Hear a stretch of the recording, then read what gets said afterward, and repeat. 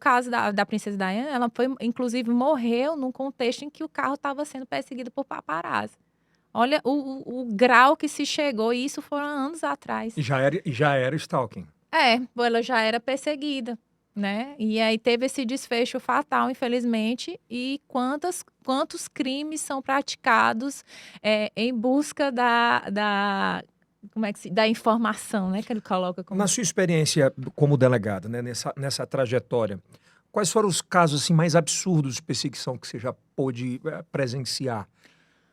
Eu vejo muito como delegada da mulher, né? Chega para mim, atualmente eu estou na feminicídio, mas a feminicídio também tem atribuição para o feminicídio tentado.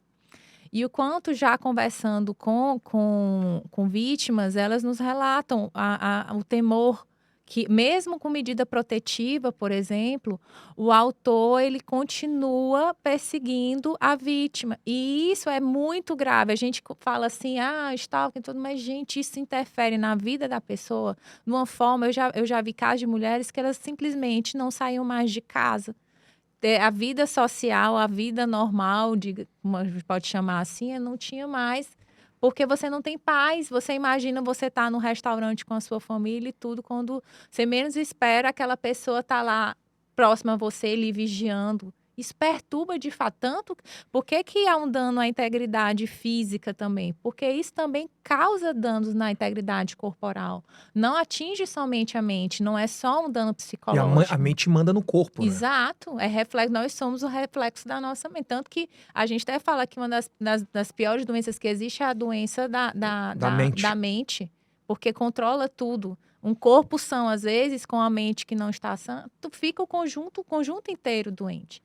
Então é isso, é muito grave. E assim, eu fico imaginando, porque antes a gente. E eu fico muito feliz no aspecto, sou pai de menina, nesse aspecto da evolução hoje dessas tipificações. Sim. Eu imagino, delegada, o que era, Kilson, há 10 anos atrás dentro de uma academia, né?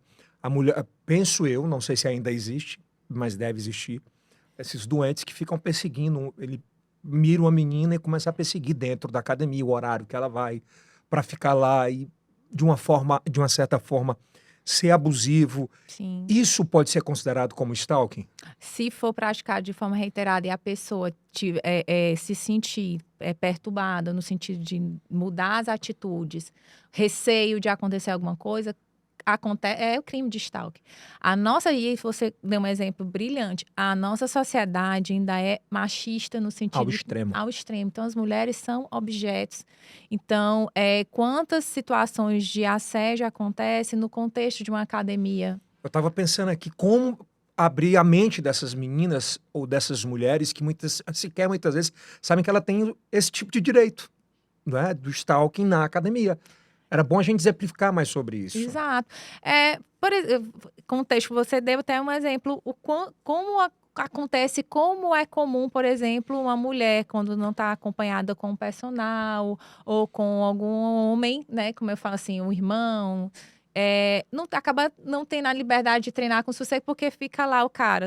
Você percebe, aquele cara que tá assediando, que tá com aquela. Ele fica sempre dando jeito de De estar estar perto, perto. de estar no horário. E o que que o stalker ele faz? Ele examina a rotina. Ele tem que saber qual é a rotina dessa pessoa. Então, já sabe, ela vai estar horário, então vou passar aí para esse horário. Vou passar a ficar monitorando ela nas redes sociais. Vou ficar vendo o que que ela posta, onde ela tá. Ela tá em restaurante tal. Vou Isso é lá. stalking.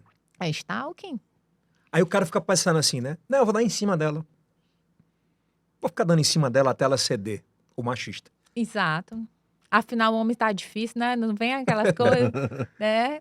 Pra mulher, gente, até puxando até um gancho. Eu não sei se vocês assistiram a reportagem do Fantástico, que fala de uma artista que ela foi morta, a Julieta, né? Em Eu vi que, a da notícia, inclusive. isso, ela viajava de bicicleta. Então, Venezuelana. exato. E você vê que, assim, até para a mulher é muito difícil, né? O quanto a gente está vulnerável, ou seja, eu não tenho liberdade de viajar por aí sozinha, desacompanhada, eu, mulher, porque eu estou em risco.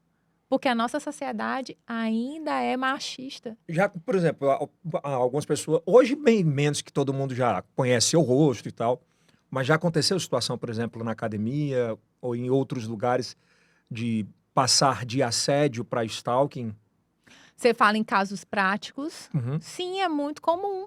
Porque aquela pessoa, primeiro parte, vê a menina, se atrai, seja pela questão física ou pelo jeito e tudo, e vira uma obsessão. Quantos filmes a gente já É, assistiu? Quantos filmes a gente já assistiu de caras que são obcecados? E nesses filmes, o quanto às vezes se romantiza, verdade. não é? E Quando na ali verdade é uma parada muito louca, né? é uma obsessão. Eu Já não- aconteceu com você, delegada? Olha, já teve situação de eu notar realmente assim, uma pessoa ia estrategicamente no horário que eu estava na academia. Às vezes, coincidentemente, próximo do aparelho que eu estava, sempre revezando, querendo revezar. Aí eu acho que depois da informação de eu ser policial, meio que, né? Disse assim, eu acho melhor. Quando é que passa? Qual é a vírgula aí? Onde é que passa o limiar de ser dar em cima, assediar, do stalker? Como é que a mulher pode perceber isso e como ela pode fazer essa denúncia? Olha, como eu te disse, o que é que vai configurar o stalker? É quando aquela situação tá me deixando desconfortável ao ponto de, por exemplo, eu fico com medo de ir para o estacionamento sozinha depois da academia, porque eu tenho medo Do cara. do cara. Então, isso já está fazendo com que eu deixe de praticar minha rotina, porque eu estou me sentindo Né? ameaçada.